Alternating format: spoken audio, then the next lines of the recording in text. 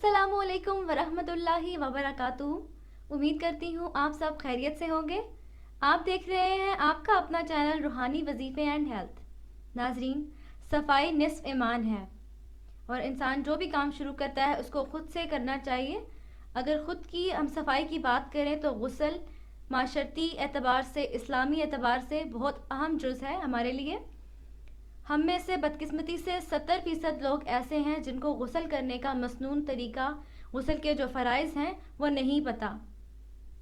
तो नाज़रीन, आज मैं आप लोगों को गुस्ल करने का मसनून तरीका बताऊंगी, जो उसके फ़राइज़ हैं उसके बारे में बताऊंगी।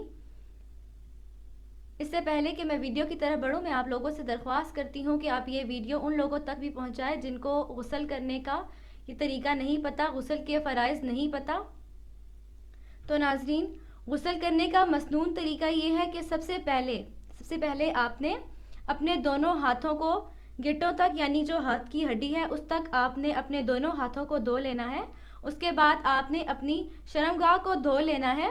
फिर आपने आपके पूरे बदन पे अगर कोई भी नापाकी मौजूद है तो आपने उसको भी धो लेना है। फिर आपने वज़ू करना है। नाज़रीन, जब आप नाक में पानी डालेंगे तो आपने जो नाक की ऊपर आपकी नरम हड्डी होती है, आपने वहाँ तक पानी लेकर जाना है। उसके बाद वज़ू करने के बाद आपने अपने पूरे बदन पर पानी बहा लेना है। आपने इस तरह से पानी बहाना है कि आपका एक भी बाल खुश्क ना रहे। नाज़रीन, गुस्ल करने वाला जनाबत की हालत में है या नहीं है, गुस्ल आपने इसी तरीके से करना है। लेकिन अगर जो शख्स जनाबत की हालत में है, अगर वो इस तरीके से नहीं नहाता तो वो पाक नहीं होगा।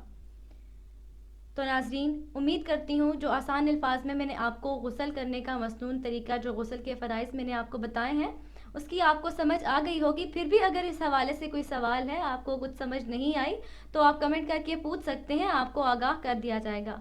अभी तक के लिए इतना ही। अगली वीडियो तक के लिए इजाज़त चाहती हूँ। अपना बहुत सारा ख्याल रखिएगा। अल्लाह हाफ़िज़।